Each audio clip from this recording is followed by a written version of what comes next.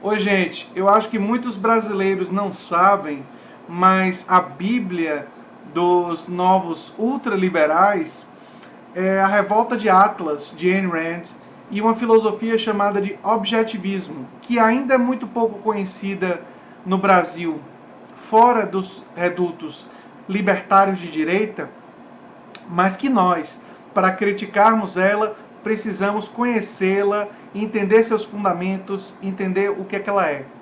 E é interessante a gente fazer isso na discussão, trazendo o jogo BioShock, que está atrás de mim. Hoje a gente está na filosofando sobre games, porque o jogo BioShock, ele coloca essa filosofia como se estivesse criando um mundo baseado nela.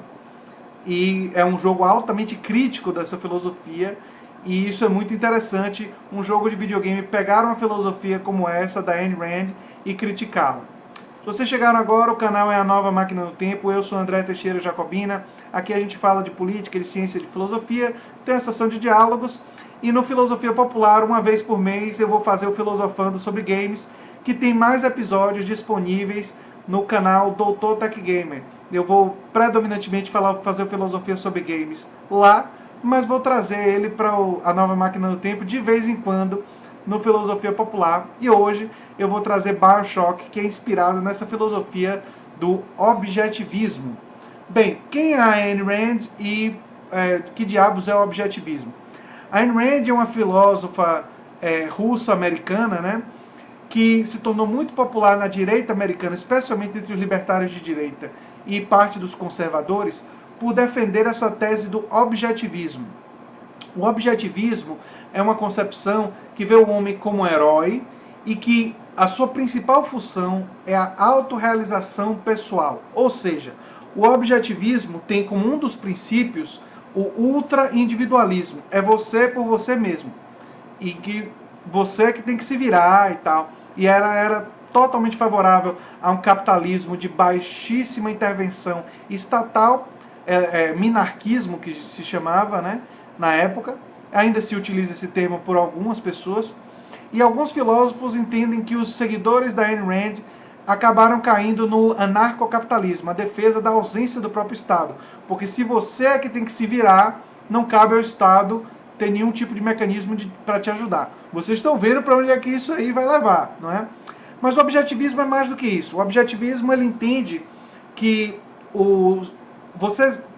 tudo na realidade é objetivo, ou seja, é possível de ser percebido pelos sentidos de forma objetiva, e que até os valores morais, eles existiriam na sociedade como coisas, como esse controle aqui de Xbox. Ó. Então, assim como esse controle aqui eu pego, né, o valor moral da bondade e tal, você não poderia pegar, mas é como se ele existisse de forma independente da gente. E que, ao existir em forma independente, o que a gente faz é descobrir. Eu brincaria dizendo que é uma visão, e eu usei a Bíblia de propósito no título, porque é uma visão religiosa da filosofia. Religiosa no sentido que é dogmática, que vê aspectos do desenvolvimento humano, da história humana, como pouco relevantes. Porque, na verdade, o que interessa são esses aspectos atemporais. O bem e o mal, determinados direitos, eles seriam fora da temporalidade. Seriam valores que existiriam de forma completamente objetiva. Qual é o problema disso aí? Quem tem uma visão histórica olha para direitos, valores e tal, como algo que reflete as características daquele povo, e não como algo atemporal, né? Como algo que foi construído pelos seres humanos, ou seja, os seres humanos decidiram que, enfim, sei lá, direito à herança é uma coisa importante, né? E direito à herança nem sempre existiu na história da humanidade.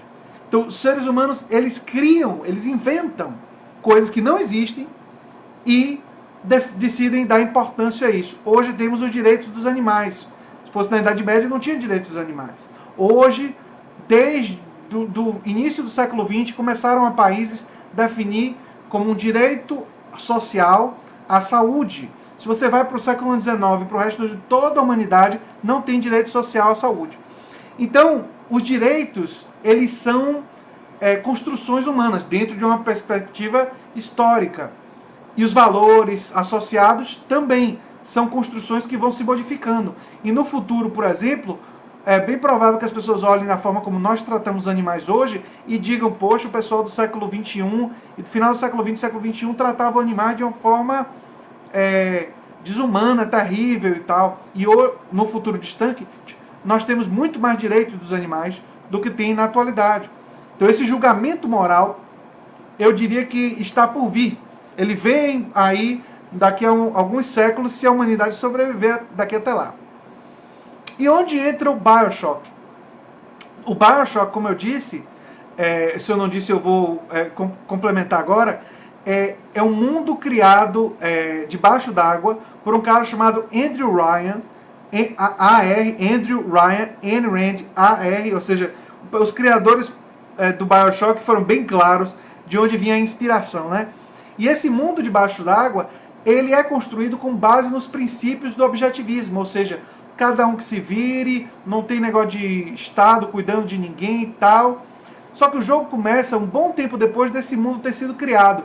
E aí o que é que o jogo mostra? Que esse mundo se deteriorou completamente, porque sem regras claras e que basicamente confiando nos contratos entre indivíduos, sem uma força para garantir determinados respeitos, determinadas coisas, o que é que aconteceu? Descambou em violência, em abusos, em a lei do mais forte, uma espécie de darwinismo social extremo, e vocês estão vendo aí o personagem tentando sobreviver, enfrentando pessoas absolutamente enlouquecidas, que só querem o próximo prazer e o próximo poder, e o próximo, quer dizer, gratificação imediata, e que não colaboram uns com os outros. Não existe espírito de colaboração entre as pessoas. Existe o espírito de ganância, de eu quero que você tenha, e se você não me der, eu vou para cima de você. Não era isso que a Ayn Rand estava defendendo. Mas o que os criadores do BioShock estavam querendo dizer é que se você pega a filosofia dela e leva às últimas consequências, o que ela defende seria subvertido. O que é uma análise muito interessante. No fundo, o que eles estão querendo dizer é o seguinte: se você cria uma sociedade onde todo mundo só está ligando para si mesmo, leva um ultra-individualismo extremo, que você só se importa com a realização das suas próprios desígnios e meio que ignora os outros, essa sociedade tende a se deteriorar para uma sociedade. Ela até defendia o Estado mínimo, mas defendia. Mas eles estão querendo dizer que tende a se deteriorar para uma sociedade sem regras e para uma sociedade da lei do mais forte, e para uma sociedade que, através da lei do mais forte, vai se autodestruir, se autoflagelar. As pessoas vão se comer, né? se destruir, não é? Então é muito interessante que um jogo tenha pego o objetivismo para fazer essa crítica. E por que o objetivismo? Porque o objetivismo é uma dessas filosofias que elas são ignoradas pelos acadêmicos, são rejeitadas, são rapidamente descartadas. No caso do objetivismo, ele é descartado por dois motivos. Um, o aspecto ahistórico, que eu já expliquei, e outro, porque ele leva o capitalismo para um lugar que depois da criação do estado de bem-estar social, mesmo a direita passou a adotar na Europa, em muitos lugares do mundo, no Canadá e tal, respeito por alguns direitos sociais. Entende? Então é muito difícil ter uma direita que diga eu quero abolir todos os direitos sociais e ter viabilidade eleitoral. Isso praticamente não acontece no mundo hoje. Talvez exemplos de exceção sejam só Estados Unidos e Brasil, que os dois presidentes falavam abertamente contra direitos. Mas se você tira esses exemplos, no resto do mundo, especialmente o mundo desenvolvido, é muito difícil você ter um discurso desse tipo. Né? Até a extrema-direita da Marine Le Pen fala em direitos para os trabalhadores, lá na França. Então, a Margaret Thatcher falou que o NHS, National Health Service, estava seguro nas mãos do Estado britânico. Ou seja, essa direita, digamos assim, mesmo a direita extrema, Marine Le Pen e Margaret Thatcher não eram de centro. Nesses países, elas tiveram que se acomodar para determinadas coisas. O jogo BioShock, o primeiro, é focado então no objetivismo, né?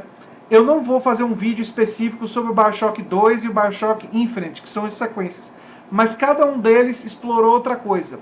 O BioShock 2 explorou uma crítica ao coletivismo levado às últimas consequências, que basicamente faz aquela coisa que a gente já esperava, né? Que um coletivismo levado até as últimas consequências e visto de forma que deve ser imposta, acaba construindo raízes autoritárias.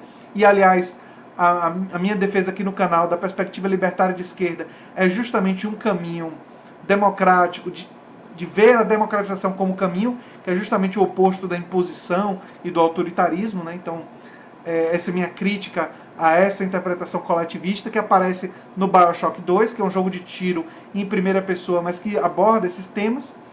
E o BioShock Infinite, ele resolveu criticar o fundamentalismo religioso e o americanismo.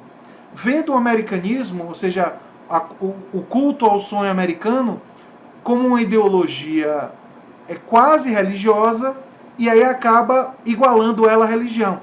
E, na verdade, se a gente volta para o BioShock 1, o objetivismo, ao dizer que os valores morais são objetivos, concorda com a visão religiosa de valores morais. Só que o objetivismo faz isso dentro de uma perspectiva ateia, de uma perspectiva sem Deus. Só que eu usei o termo Bíblia de propósito por causa disso. Que embora a Ayn Rand se diga ateia e diga sem Deus, ela assume uma perspectiva histórica e que eleva os valores morais e eleva o capitalismo e eleva o laissez-faire, todas essas ideologias a como se fosse algo natural.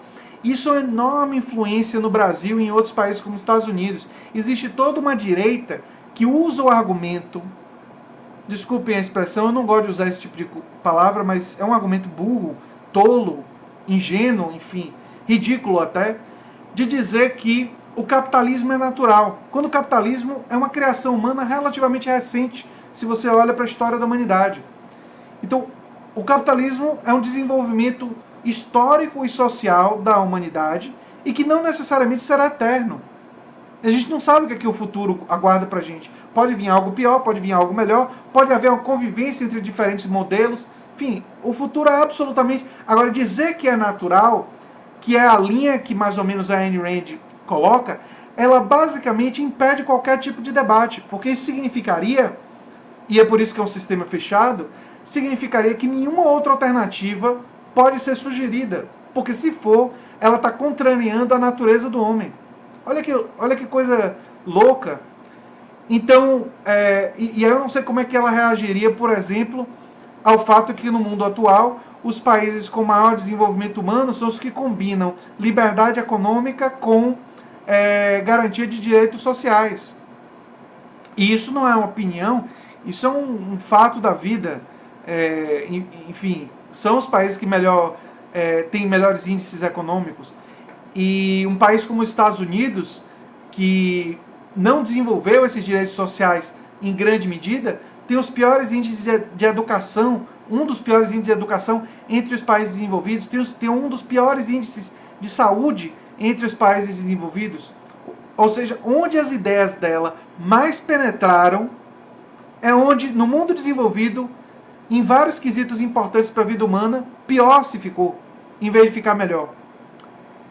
Eu não estou dizendo que foi culpa dela, mas percebam que, porque essa coincidência não implica causalidade, mas mostra que os Estados Unidos, que foi quem menos desenvolveu direitos sociais, e aí sim, não apenas por responsabilidade dela, mas por toda uma ideologia dos conservadores que beberam nela, e beberam em Rothbard e muitos outros intelectuais, e não apenas nela, produziram uma sociedade que é hostil a direitos sociais e que dentro do mundo desenvolvido tem os piores índices, um dos piores índices de educação, de saúde, de desenvolvimento humano. Até países pequenos da Europa têm desenvolvimento humano melhor. O Canadá, então, destrói os Estados Unidos nesses índices, não é? Então, aí você vê os riscos dessa teoria objetivista, essa filosofia objetivista, e que é uma filosofia que está se expandindo e se popularizando muito no Brasil. E inspirou o grande jogo BioShock, um dos, sei lá, 20 ou 30 jogos que eu mais gostei até hoje, e um jogo que leva a gente a muitas reflexões, além de divertir bastante, que é o papel da arte.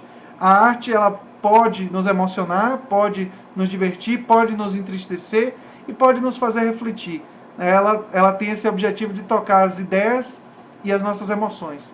E sem dúvida nenhuma, BioShock é um jogo que faz isso. Eu fiz também um vídeo sobre Horizon Zero Dawn, inteligência artificial e questões ambientais, e vou explorar mais isso em futuros vídeos. Não acaba aqui de forma alguma, não é, gente? Enfim, era isso aí. Vão assistir também lá no Dr. Tech Gamer o meu outro filosofando sobre games. Um abração e até o próximo vídeo. Tchau, tchau. Ah, sim, se inscreva no canal, dê um like e compartilhem, que é muito importante para mim. Tchau, tchau.